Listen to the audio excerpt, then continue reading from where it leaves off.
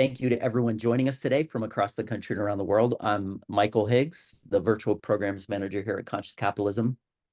And on behalf of the entire team, we appreciate you taking time to learn and grow in community with us. Today, we're excited to be sharing space with Colleen Murray. She's a partner at Jump Associates. As many of you know, Conscious Capitalism is a global community of CEOs, presidents, founders, board members, entrepreneurs, and thought leaders from diverse industries, backgrounds, and perspectives who are committed to the shared purpose of elevating humanity through business. We were founded in 2008 as a 501c3, and we provide a community of active operating leaders, a platform to share practical advice and tools on how our principles are integrated in different organizations and within various industries. Our community of conscious capitalists offers best practices and business strategies on how the philosophy is applied to create sustainable success within one's business, leading to systemic change and impact in the world. Several times a month, we offer virtual gatherings like this one as a way for our community to see how this philosophy takes shape in the leadership journeys and business practices of those in our network. A couple housekeeping details. Today's session is going to run for about 45 minutes. Colleen will be presenting the purpose-driven scorecard framework. There will be an opportunity during session for you to participate in that. We'll get into that once the presentation begins. Questions are welcome throughout the presentation, so feel free at any point to drop them into the chat. We will allocate a portion of time for Q&A. And we'll get to your questions. So to kick things off, just to set it up, in today's world, many leaders get that people aren't just buying things, they're buying into things. Customers and employees need to know why your company specifically should exist in this world. But too often, leaders are either struggling to give a bigger why for their company, or the why they're giving doesn't pass muster. What's the result? Companies get caught in social media blunders, accused of inauthenticity, and lose customer and employee relevance in the process. Purpose is not just a tagline or a mission statement, but a core principle driving the organization's decision and actions. And building a purpose-driven company is an ongoing journey, not a one-time destination. Companies that prioritize purpose beyond mere profit outperform their peers. We know this in conscious capitalism. They do so in various aspects, including attracting and retaining talent, fostering innovation, and building strong customer relationship. So what's the difference between a company that is purpose-talking versus purpose-driven? That's not a theoretical question.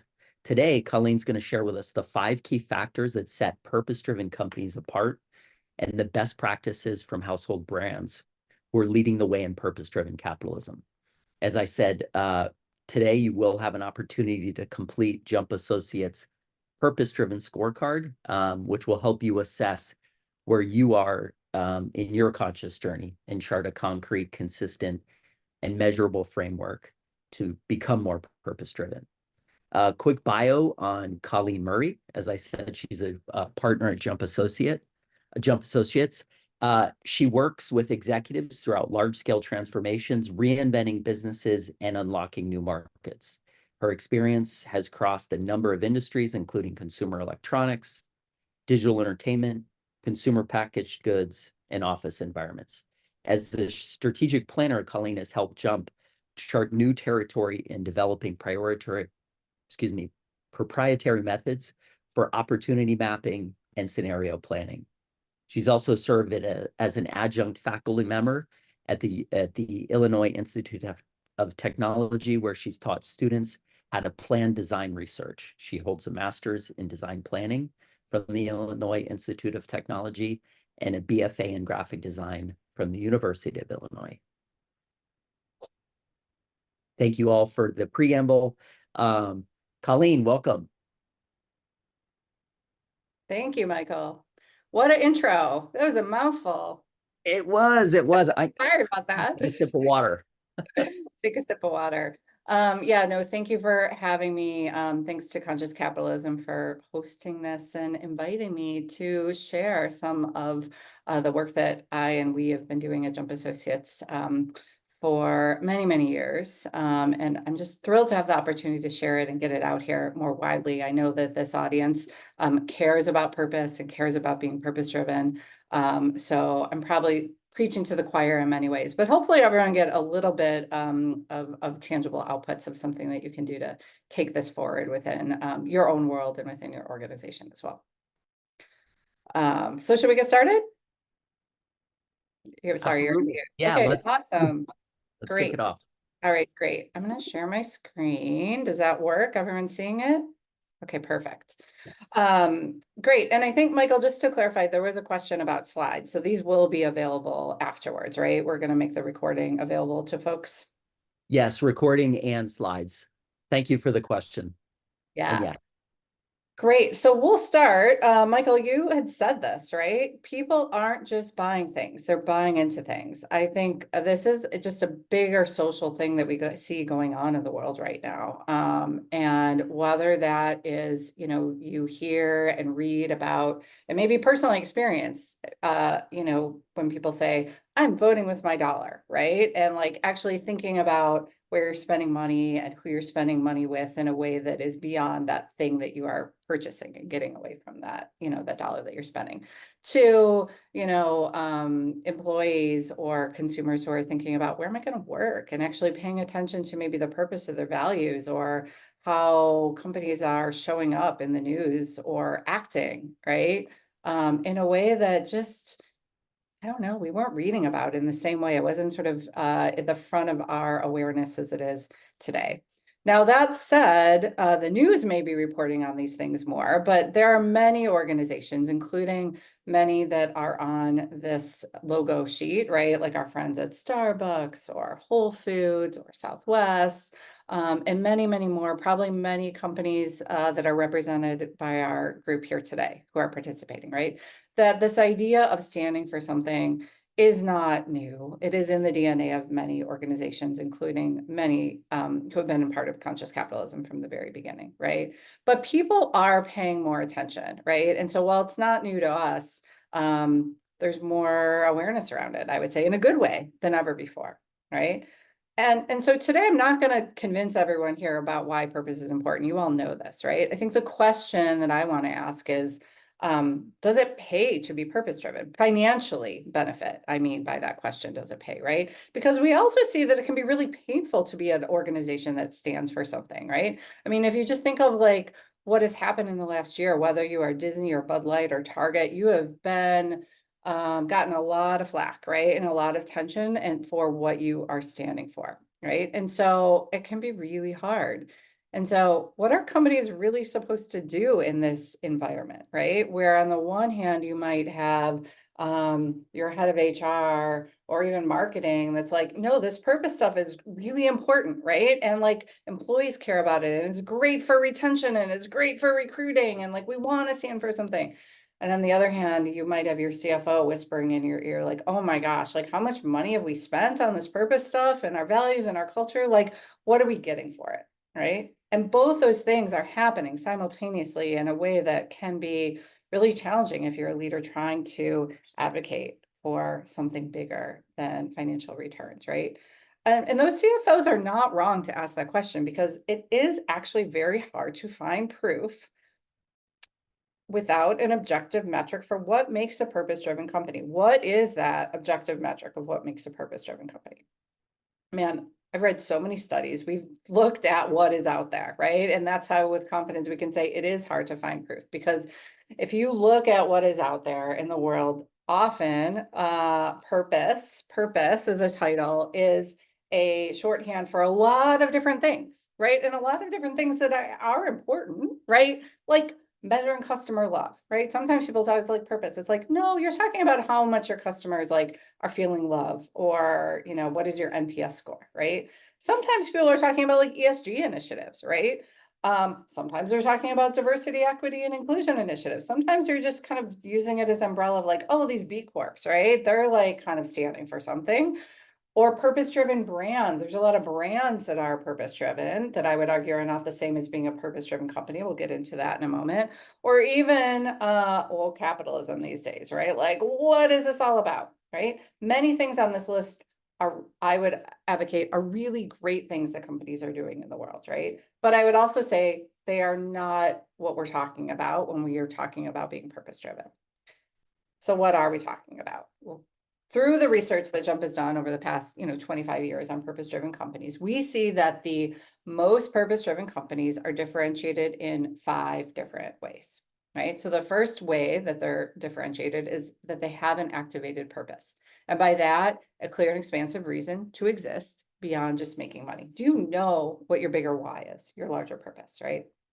They also have an aligned culture. And by that, we mean a consistent set of beliefs and behaviors that people inside and outside the company can count on. That your culture actually aligns with that bigger why that you exist. Purpose-driven companies also have a mindset of stakeholder centricity, right? This mindset of creating value for everyone involved in the enterprise, not just investors. Whether you are talking about your employees, your partners, your suppliers, your community, those are all potential stakeholders. Conscious Capitalism talks a lot about this, right? And kind of thinking about these different stakeholders. Also really important. We see this really coming through in purpose-driven companies. Purpose-driven companies also have next level leadership, which is an approach for developing leaders to manage volatility, uncertainty, complexity, and ambiguity. This crazy, ambiguous world that we live in is harder and harder to be a leader and kind of think about where we go from here. But purpose-driven companies, we see, have them.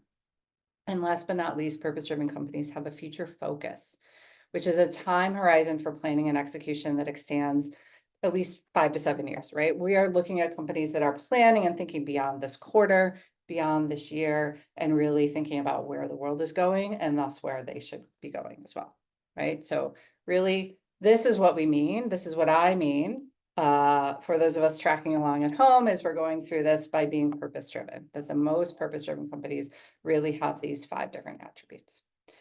And if you're paying attention, for fans of conscious capitalism, as I know you are all who are here today, you will notice that these really align well. They very much map to the conscious capitalism tenets, right? What makes a conscious organization? And it's probably not a surprise, right? That those things are very much aligned and very much meshed. So as we think about purpose-driven companies, the work that we've done, the research that we've done at Jump, we've taken that, and what we've done is been able to build out what we call the purpose-driven scorecard. This is an example that you see here. This is an example of the scorecard that we put together with our friends from Standard Meat. Standard Meat is also very involved in conscious capitalism, an amazing organization out of Fort Worth, Texas, that in all transparency is someone that we work with very closely. And they are a purpose-driven company, I would say. On a score of 0 to 100, which is what our scorecard rates, they today are rating at a 72. And that's pretty good. More than 50 is great, right? And you can see how we get to that 72, a breakdown on the bottom here of how activated purpose there is, how they're doing on aligned culture, stakeholder centricity, next level leadership, and future focus, right? That those kind of come together to create your overall purpose score. And on the right side, you can see that we can benchmark an organization like Standard Meat against some of their competitors. How are they stacking up in terms of being purpose-driven compared to a Whole Foods or Starbucks or Chipotle, who are also very purpose-driven? Now, this scorecard is not meant to be a static thing, right? This is something that you can look at, and over time, you can move the needle. If you want to become even more purpose-driven, to lean into your purpose, your bigger why, there are things that you can do to move the needle to improve the score, which is exactly what we're doing with Standard Meat. So again, a snapshot, a moment in time, but does give an organization a pulse check of how you are doing and maybe how you stack up to other folks in your industry. And so today, as Michael said, in just a few minutes, we are going to give everyone the opportunity to rate yourself and your organization, if you choose to do so. As part of being part of this workshop, we'll walk through how you're going to do that as well. But first, I want to show you a little bit back to this question of, does it pay to be purpose-driven? And so we have gone ahead and scored through our research at Jump Right here, you see 15 publicly traded purpose-driven companies. We made it rated many companies, but these are 15 publicly traded companies that are pretty purpose-driven. You'll see everything from Alphabet at a score of 79 to Harley at 66 or Whole Foods at 84. Now, to be clear, I am not saying that publicly traded companies are necessarily more purpose-driven than private companies. There are amazing, many amazing, very purpose-driven private companies, including Patagonia, which you see here on the right side at 95. Patagonia, by the way, is the company that has scored so far highest on our scorecard at 95. No surprise for those of you who are kind of paying attention to what's been going on at Patagonia. But it was important to us to look at these 15 publicly traded purpose companies because we wanted to actually look and measure how it could pay, or does it pay to be purpose driven, right? And so to do that, you need to see financial returns, which is just much easier to get through publicly traded companies. And that's exactly what we did. And so no surprise to this group here, but yes, indeed, I would put a stake in the ground that it does pay to be purpose driven. So just to orient everyone to the slide, because there's a lot going on here. What we're saying is that if you were to invest in one of these 15 purpose-driven companies in the year 2000, over time, their performance would outperform the S&P 500 by about 5 times. So specifically what that looks like. Look at year 2000 on the left here, right? Imagine you invested $150,000 in each of those purpose-driven companies compared to $150,000 of their leading comparables. And by leading comparables, I mean, we're looking at other airlines. If we're looking at Southwest, we're going to look at like United and American, right? So that we can look at those comparables versus just the overall performance of the S&P 500. And then by the year 2019, almost 20 years later, purpose-driven companies, if you invested that, $10,000, $150,000 each of them, you'd have almost $2 million, right? Versus $693,000 with the leading comparables and $475,000 with S&P 500. I mean, it's a lot. It's a big difference, right? So, I mean, when we set out to do this work, we thought the purpose-driven companies would outperform. We believed, I wanted to believe, but when we actually ran these numbers, we were pretty blown away by these results, which is pretty amazing. And so just really proud to have this data and really excited to have more folks like yourself and your friends pass it around. Rate yourself and score your companies because we want to continue to build this database and continue to track this purpose-driven companies over time and how they're actually performing. And so, like I said, we're going to have the opportunity to do this scorecard if you want to play along at home and kind of see how, just like standard meat here, your organization actually stacks up. So if you'd like to do this, you can play along real time with us. You can feel free to take your mobile device and scan this QR code. The link on the bottom also will take you to Jump Associates website, which is where you will see a page that has the purpose-driven scorecard information. The first page of it does have a little bit of personal information, your name, where you work, your email. And that is, just so you know, out of full transparency, if you fill this out, we will, after the fact, email you a full report of your results. And so that is your parting gift for playing along at home with us today. If you don't want to do it real time with us, that's fine too. You can do it at any point. This is up on our website. It is publicly and freely available to anyone who wishes to do that. Michael, maybe we'll just pause here for a moment while people, if they want to kind of log in and get situated with that, we'll give them a moment to do that before we scoring. That sounds great, Colleen. I did put a link. Yeah, I did add the link to chat. So if it's more convenient for people to just click directly from chat, please do so. I think we like to give you about a minute or two to get your information in there and begin the process. Just if anyone has any questions on any of the content that Colleen has shared thus far, feel free to drop it into chat. I see Michael, this is a comment from Michael. He said, this is amazing, especially given it's hard facts, right? I mean, those are real numbers, S&P performance. Totally. Totally. It's because a lot of the conversations that we have around purpose, I think, feel or can tend to feel You know, very much about heartwarming, right? Sort of the emotional side of wanting to do good and wanting to make an impact to the world. And that's awesome. I love that, right? And I think we all probably love that who are on this call, right? But man, isn't it nice to be able to pair that impact or those feelings of impact or wanting to do good with some hard numbers to actually bring those things together. And it looks like Michael would love to see performance from 2019 through 2023 as well as a follow. I would love to see that too. Yeah, absolutely. So this is something that, you know, so just as a comment on that, we don't have that right now. The world has been a little bit erratic during that period of time. You are right. And so we'll have to keep an eye on it.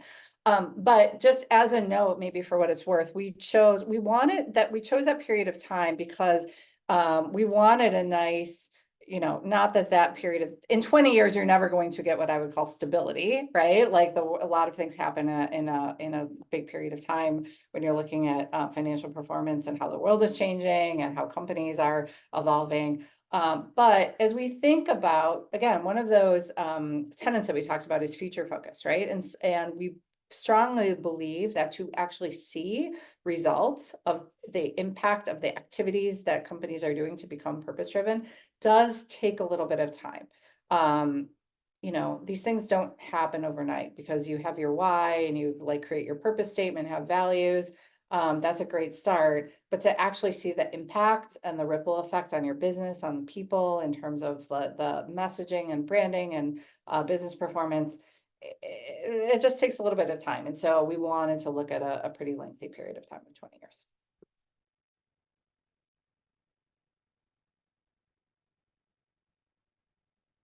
I was muted there. David, I did just add the link to chat. Hopefully you can click on that and join.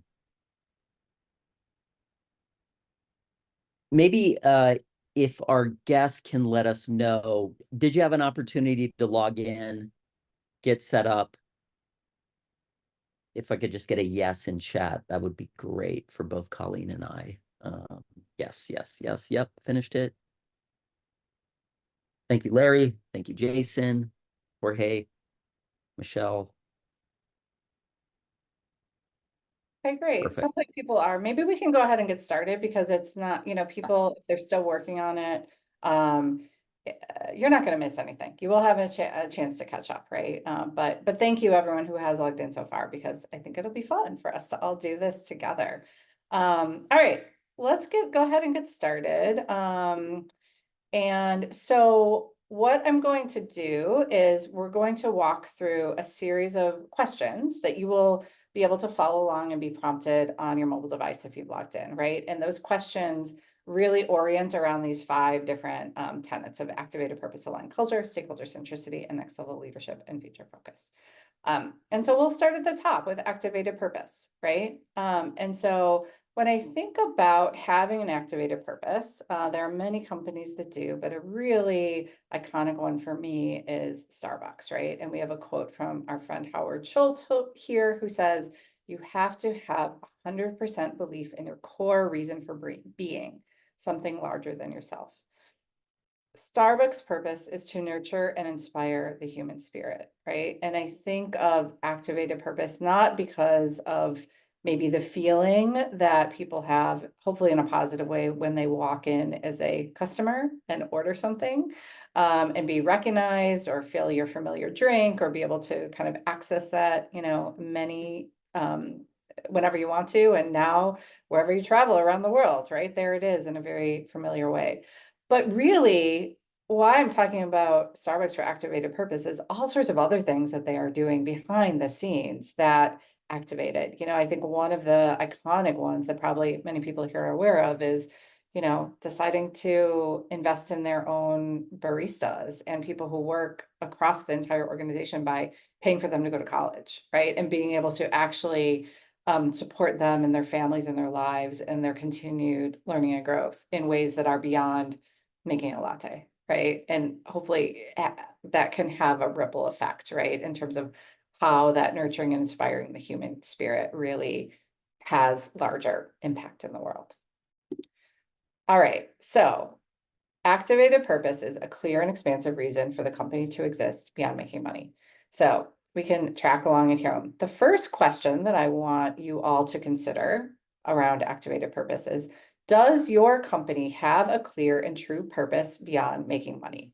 And you're going to score this for yourself, right? Again, there's no right or wrong answer for you and your organization on a scale of, 5 being high, like absolutely no doubt about it. We have a clear and true purpose beyond making money, right? If it's that, it's a 5, and you can kind of rate yourself on a gradient. Is it a 4, 3, 2, 1, nothing, right? And these scores that I have here are actually the scores that we put in for standard meat. And so that's why we got that number that we'll look at, that 72, right? Standard meat's purpose is to inspire the connections and breakthroughs that ultimately feed our lives, just as reference there. All right. The next question is, can all employees articulate the company purpose in an authentic way? So same thing, 5 being high, 1 being low. Can all of your employees articulate the company purpose in an authentic way? So just as a comparison, the first one, you might have one, maybe a few people know about it, maybe just the leaders know about it, right? And maybe it hasn't really rippled through the organization, which is what we're really measuring in number 2. Or maybe it has, and then you got 5s on both of them. The third question is, does the purpose guide company decision making and priorities? And if you have that purpose, are you using it to really prioritize, make decisions, make strategic decisions? Or is it just something that is like, oh, we did that, check the box, right? And now we're having a strategic conversation about what our priorities are for the year, and they're not related, right? If they are related and they're very integrated, that's more indicative of a 5. And the fourth question here is the purpose embedded into company governance systems? So again, by governance systems, people are defining governance systems, and maybe in different ways, depending on your organization, what industry you're in, how you are governed. But think that could be your board, that could be the metrics that you use to make decisions, that could be any other reporting structures that you have out in the world. Those kind of things, right, that you are holding yourselves to. So again, 4 questions, rate yourself. You will see a pattern as we go through this is the first of the 5 different tenets we're going to go through. You will start to see a pattern that all of these questions are pretty similar. The first one is like, do you have a purpose? Like, do you have this thing? Like, do you have any awareness around what it is, right? The second one is like, is it widespread? How widespread is it within the organization? Can employees actually aware of it? Are they talking about it? The third one, how much does this thing guide decision-making and strategic priorities? And the fourth one is how embedded it is into metrics and reporting and actual the governance of running your organization. Yeah. All right. So that's activated purpose. If you have not completed that, go ahead and do that. But we're going to move on to the next factor, which is align culture. So align culture, you see here a picture of Southwest Airlines, right? And I like to think about Southwest, again, as sort of the iconic example of having a really aligned culture. And for those of you who have the opportunity to fly in Southwest, I think most people would say that it is a little bit different than a lot of the big airlines. If you've flown on Delta or United or American, hopefully they all get us there very safely. That's not what I'm talking about, but I am talking about the tone and the experience of flying, right? And so you see a flight attendant here with her buttons, with her swag, smiling, right? People are kind of known for maybe telling jokes or kind of having a nice conversation with the flight attendants, or kind of cheering people on if there's a birthday or celebration or those kind of things, right? And so the culture is really cool because it's not like Southwest gives them all these people a script of what they have to read, right? They are all encouraged to be themselves, to show their personality in whatever way is their personality, right? Whether you are a flight attendant, you're a pilot, you are a gate agent, you are, putting the bag on the plane, any different role, we are all kind of held to that same amount of culture, which you really feel as someone who might fly on Southwest. And so the questions around aligned culture, and again, we are talking about a consistent set of beliefs and behaviors that people inside and outside the company can count on. Question number one is, does your company have a clear sense of its cultural strengths? Again, just like last time, your rating, 5 is high, 1 is low. Question number two, does the company have an articulated set of values? So again, the first one, you might kind of have a gut sense of what your strengths are, but maybe you don't have values yet, right? Or maybe you have them. And then, yes, we've taken a little further and actually created a concrete set of values. On the right side here, as an example, you see Standard Meats values. They have 5 values. Their values are integrity, care, determination, scrappiness, that's my favorite one, and celebration. The third question is, do the company's values consistently manifest in its business practices? So by that, you're thinking about like, are we actually thinking and living of these values every day as we are like, going about our day to day and making decisions around our business? And the fourth question, are the employees held accountable to demonstrate company values in practice? Again, it's one thing to have them written on a wall or on your website or in your employee handbook. Maybe employees heard about them in onboarding or orientation. It's another thing to have that consistently lived out every single day and hold them accountable for it. Holding accountable could be things like getting recognized, getting a raise, getting a bonus, getting some sort of more celebratory praise for actually living a value, right? And acknowledging that. It could also mean vice versa, that employees are not a good fit if they're not living those values, maybe even to the point of having to exit employees because they're actually not living these values, right? That is hard for many organizations to do, but I would say it's very essential and a really great example of a company who is like putting those values into practice. So those are the 4 questions around aligned culture.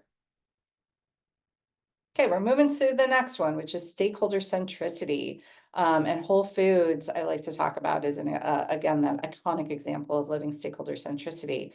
And I think our friend John Mackey, from the very beginning of the founding of Whole Foods, just embedded this mindset into building of this business, right? And I will say, as someone who actually, in college, I worked at Whole Foods for a little while, at the register, checking people out. I felt it in the way that I was trained as an employee, right? And so, yes, you think about stakeholders like the customers who are going and, paying for product that they're purchasing at Whole Foods, but also how they are treating and sourcing their goods, right? And thinking about where they get their food from, where they get their meats from, they're celebrate you, they talk about you could go to Whole Foods and talk to the butcher and actually have them tell you where this meat was sourced, right? And where it comes from and the story behind it. Same thing with produce.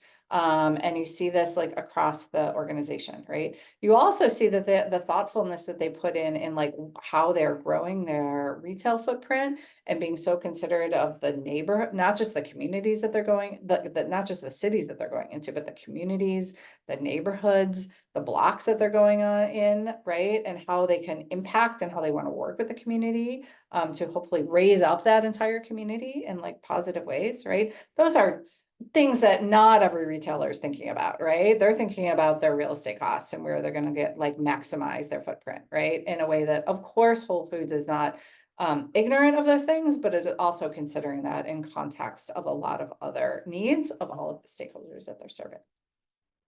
So as we think about a mindset of creating value for everyone involved in the enterprise, not just investors, the questions that you should ask yourself are, number one, has the company identified its most important stakeholders? I'm talking about these stakeholders. Do you know who your stakeholders are, right? Often they would be your customers and your employees at a minimum. But again, depending on the industry you're in, that they could vary a little bit. I just talked about Whole Foods of your communities. For some companies, your community is really important. So maybe less so. Your partners or vendors, sometimes your suppliers. Of course, the investors, whatever that looks like, play a role. It could also be government. There are different ways that this could show up. Do you know your most important stakeholders? Question number 2, does the company have a clear understanding of those stakeholder needs? So again, you got to know who your stakeholders are, first of all, and then can you actually articulate what the needs of those individual people are, right? From a stakeholder perspective, what do they need? What are they looking for in a partnership with your organization? Number 3, does the company create value for all of its stakeholders on a win-win basis? Are you really considering the trade-offs of how you can, yes, make money in a situation, but not to the extreme that you're shutting off the win-win? What is the value that you're creating for other stakeholders as well? And 4th question, does the company have metrics and reporting for how it creates stakeholder value? So those are the questions around stakeholder centricity. Next level leadership is the next topic for us to explore. Former CEO Reed Hastings of Netflix, I think, is a really amazing example of an individual who has really raised the level of leadership within an organization like Netflix. Reed is very famously spent many, many hours with his direct reports. So many hours, in fact, that he prioritized that, or famously prioritized meeting one-on-one with all of his SVPs, as opposed to actually going and showing up for other meetings, right? And people say, how do you have time to do all of your work when you're spending all of your time mentoring and spending one-on-one time with all of these SVPs? And Reed will say things like, I'm paraphrasing, of course, like, well, I don't need to go to the other meetings because I'm empowering my direct reports to make the decisions. And I'm confident in those decisions because I'm spending time mentoring them, right? And so he's really deliberately creating that next level of leadership within the organization. So as we think about next level leadership, which is an approach for developing leaders to manage volatility, uncertainty, complexity, and ambiguity, some would say VUCA, the VUCA world that we live in. Question number 1 is, has the company defined expected leadership competencies? It's pretty hard to develop leaders if you don't actually have a shared understanding of what your competencies are that you want to actually develop people around. Number 2, do leaders see what next level leadership capabilities look like? Do they have models? Do they have examples? Do they have mentors of people that they can learn and grow from? Number 3, do leaders routinely demonstrate an expanded sphere of concern? What do we mean by sphere of concern? I'm talking about things that I am making, leaders are demonstrated that they're making decisions beyond their personal benefit, right? Beyond thinking about their individual success. They're thinking about other people around them. They're thinking about their employees. They're thinking about their customers. They're thinking about those other stakeholders. They're thinking about the impact more broadly in the world, right? Which great leaders do, but all leaders do not, as we know well, right? We see them every day on the news who are very much coming from a place of selfishness, I would say. And number 4, does the company have a robust program for identifying, evaluating, and developing leaders? Having an actual program, a system for continually doing this, not just doing it one-off, would be, thinking about next level leadership at scale. So that is next level leadership. And last but not least, we're talking about future focus. And man, if you're thinking about an organization that is future focused, I can't help but think about Google. Because, sorry, I'll stay there for a moment. Right here, you see an autonomous vehicle, a Google car is going around mapping the street view that we all get to advantage if you use Google Maps, right? But while there's a lot of attention in talking about autonomous vehicles now and what we're doing and electric vehicles, I mean, Google has been working on this for 20 years. Right? Like they've been planning for this, right? It is no surprise that Google is like in the purview of autonomous vehicles because they planned it. They made it happen. They've like strategized around it. They are thinking about the future. And so the future will be here before we know it. And if you are not part of creating it, you may have missed it, right? And so you don't want to be one of those companies, right? And so you want to think about what is that time horizon for planning and execution that extends beyond what is in front of us right now, right? And so we see like 5 to 7 years as a really nice sweet spot for many organizations. Beyond that, if you're thinking about like 10 years, 20 years, yeah, you can plan for that a little bit, but it's almost like it's so much could happen. It's like it's science fiction at that point. When you're thinking about this year, it's like, man, yes, we don't know everything that's going to happen this year, but like you're pretty much in execution mode at this point. So 5 to 7 years kind of seems like a nice sweet spot. So the questions for those of you playing along at home, again, you want to ask yourself for future focus are, number one, does your company have a long-term vision for growth? Number two, do decision makers demonstrate a mindset that goes beyond this quarter or this year? Number three, does the company have effective mechanisms for multi-year planning? Can you do that? Do you have a structure to do that? Does your leadership team do that? Do you have mechanisms to actually think about that or talk about that? And number four, are managers incentivized and rewarded for being future focused? Some organizations, you get a slap in the hand if you're talking about what might happen in 5 years. We got to like make our numbers this quarter, right? And others not so much. Like that can actually be a really positive part of the conversation around long-term planning. So those are the questions around future focus. And so just in summary, we're thinking about, again, these 5 different aspects of being purpose-driven: activated purpose, aligned culture, stakeholder centricity, next level leadership, future focus. And if you have indeed gone ahead and scored yourself, you should right about now being able to see your final score, your scorecard that has come up for yourselves. And like I said, if you have done that, we'll also be sending you and emailing you a report where you can kind of take that with you after the fact today and have that going forward. And if you want to read more about our purpose-driven companies, beyond the scorecard, we actually have quite a bit of, we have a few white papers and some of the additional research. There's more detail on the data that I showed at the beginning of this workshop, right? When we were talking about, does it pay to be purpose-driven? There's a little bit more information about that if you want to read more about how we did that research or what that looks like. And would love to share that with all of you.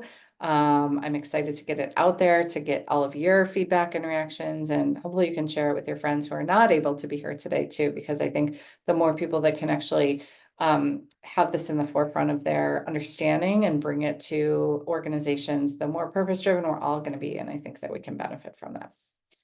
So Michael, I think that's brings us to the end of the scoring. I'm going to pause. I'm going to stop sharing. But I think I'll leave it up to you if we have time for questions or anything like that. But hopefully everyone's got a chance to kind of dive into it. Hopefully it was not too fast and everyone's able to track along.